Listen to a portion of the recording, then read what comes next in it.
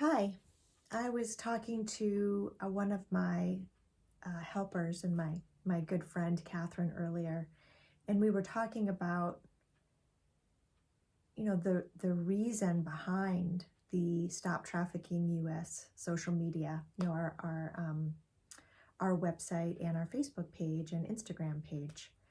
I'm 57 years old. I'll be 58 in a few months, and I didn't really come out about my life and what had happened to me until I was almost 50 years old. When I was doing some volunteer work at a juvenile detention center and talking to the girls and listening to their stories, I was just so shocked. I had spent my adult life, really working on my career. And it just didn't occur to me that what had happened to me was not only happening to other people, other kids, but that it was happening on a pandemic level, like Huffington Post had said a few years ago, before the COVID pandemic.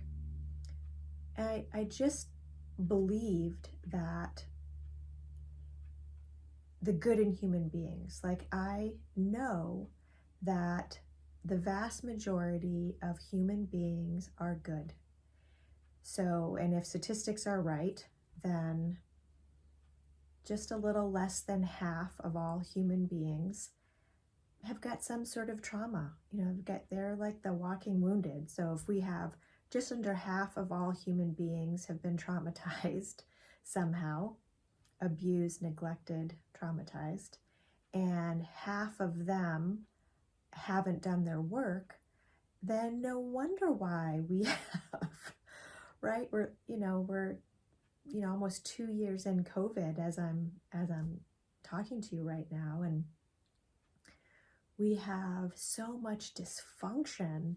And I just believe that if we, looked at some of the influencers in the dysfunction and we looked at their childhood, I bet you they would have a high ACE score, adverse childhood experiences. There's not a lot we can do about like the whole craziness of the world right now. But what we can do is we can do our own work, right? We can do our own healing.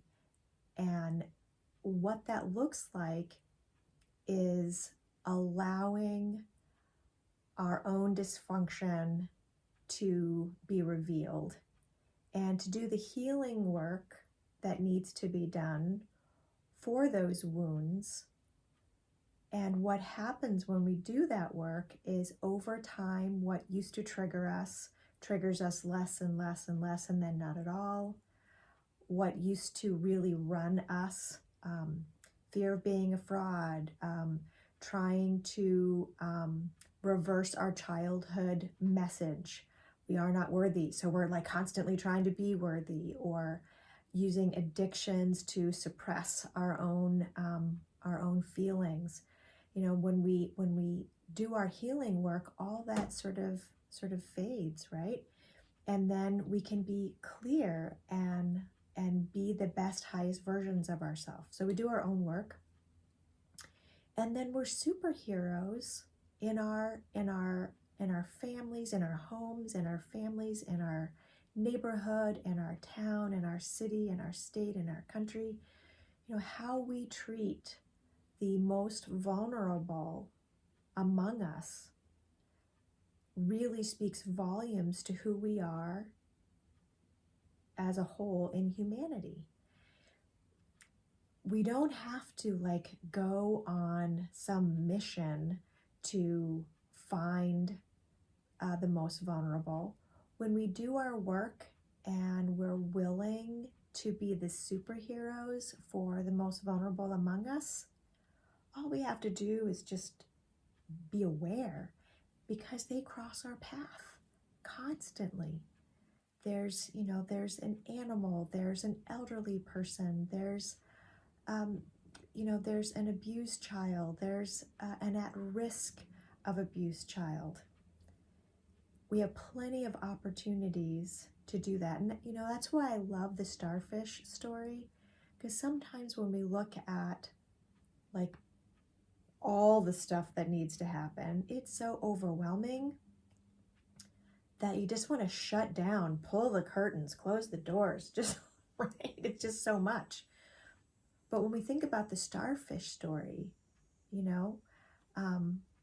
that little girl who's on the beach, and it was like after an astronomical high tide and a full moon, and the beach was just littered with starfish, all different sizes, some that would fit right on the pinky, some that were bigger than your hand, but just littered. And there's that little girl picking up a starfish and throwing it back into the ocean, and picking up another one, throwing it into the ocean. And that beach walker comes by and says, "Honey, this is too much. It's too much. Just go home. The tide will come and take the dead ones away. It's too much for a little girl." To which the little girl, and I imagine her to be like Pippi Longstocking, reaches down, picks up a starfish, throws it into the water, and says, "It mattered to that one." Right? We don't have to save the world. We do our own work, and then we're in service to the one that's right in front of us, because it matters to that one.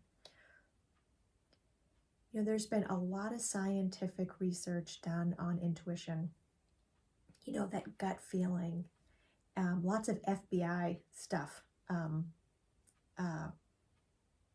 research and stuff on, I remember listening to some FBI agents talk about intuition. Some of them have written books and various things on acknowledging your fear, listening to your inner voice.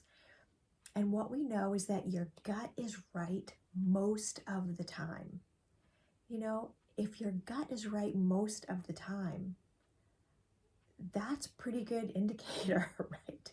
So we don't have to be like a policeman and like get evidence if we see a child or we see an animal or an elder person and we have a gut feeling that something isn't right. We don't have to do the digging. We don't have to be the PI. We can trust our own inner knowing that says something's not right. I don't know what it is. I don't have evidence, but something isn't right. That's enough. That's all you need, is just that gut feeling. And people say, well, do I have to have, you don't have to have the evidence. And people will say, well, I don't want to get involved, and I don't want them to know it was me, and I don't want to cause trouble, blah, blah, blah, blah, blah. A lot of these tip lines are anonymous. You can call your local police and say, I want this to be anonymous. You can call child welfare. You can call the national hotline for trafficking. You can call there's a whole plethora of numbers that you can call. Google, call the number and say, I want to be anonymous. Just make the call. When you feel something, do something. When you feel something, do something. It's okay.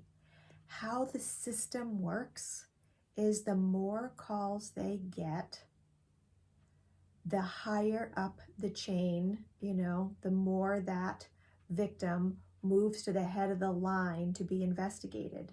So your call, your email, your action could be that action that moves that person in front of the line to get the investigative work that needs to be done to protect that person. It's key. What we had hoped for the Stop Trafficking US social media was to explain the cause and effect of child sexual abuse and neglect. I always say sexual abuse because that was for me, but child abuse and neglect of any kind is the precursor for like most of the dysfunction, craziness we see in our world, in our families, in our neighborhoods, in our schools, in our work. We see it on the news all the time. We see grown up walking wounded, right? When we follow that dysfunction back to its source, back to its genesis, it is the vast majority of the time rooted, born out of abuse and neglect. We can have the greatest impact, do the most good, if we can prevent that from happening in the first place. It is the precursor to sex trafficking, addictions, incarceration, so many things. If prevention was a pill that ended cancer, like everybody would be on it like white on rice, right? Prevention is the cure for so much, so much. And what we know from David Finkelhor's work and what Victor Veith from Zero Abuse Project says is 3 generations. Mass healing in 3 generations. If we could just stop kids from being abused right now, right? It would take 3 generations and all that would be absolved. Isn't that amazing? So we wanted to educate so people would identify what it looks like, know what to do or say, who to call, understand the cause and effect, and also for survivors to know that they're not the Lone Ranger. So many survivors think that, you know, it's just them, and boy, there's just so many variables. You know, it's the survivor that says, wow, I'm really impacted by what happened to me when I was a kid, but it wasn't as bad as so-and-so, and they feel guilty and like ashamed for having a reaction on what was done to them. You know, they're comparing victim stories, or they use their victim story to feel entitled, like the world owes me because this bad thing happened. Or they use the victim story to stay in the victim story, and then they're just repeatedly victim, victim, victim, victim, victim, right? Or they're on that victim triangle where they're either a silent partner of a perpetrator, or they're a predator, or they're victim, and they stay victim, silent partner, predator, offender, right? Healing, right? Healing gets you out of that triangle. Anger. Sometimes people just feel mad at the world because this is what happened to them. None of that serves us becoming the highest and best versions of ourselves and really enjoying life and being a part of what makes this world wonderful. There's so much beauty here. There's so much good. There's so much joy. There's so much happiness. And it is a choice away. You know, we learned that when we read A Man's Search for Meaning by Viktor Frankl. You know, Viktor Frankl talked about, Viktor Frankl's A Man's Search for Meaning went through Auschwitz. You know, was in a Nazi concentration camp. And he said, and he saw so many of his fellow prisoners there. And it's like not what happens to you in life, but our reaction to it. So being able to use the social media to introduce you to so many survivors, various kinds of abuse and neglect, and going from being a survivor of whatever to thriving, right? And what is that bridge? And what does that bridge look like? And how can we help each other? And how can we learn? How can we pull each other up to the next level? Being able to share those stories is near and dear to my heart. I was privileged to be able to go to so many cool things. You know, landmark education, the forum, transcendental meditation, huge, the Hoffman quadrinity process, the Dalai Lama's 3-day peacemaking summit was amazing. I've seen Wayne Dyer a dozen times in person, Marianne Williamson, being able to, John Bradshaw and Joan Borsinko, The Shame That Binds, healing work, group therapy, individual therapy, energy therapy, all these music therapy, art therapy, brain therapy, Enneagram work, all of these different things. And, one-on-one therapy certainly has its place, but it was in group therapy and experiential therapy where I got to meet people from all over the world, all walks of life, all different stories, and just seeing that we really are a tribe of human beings. And as human beings, stuff happens.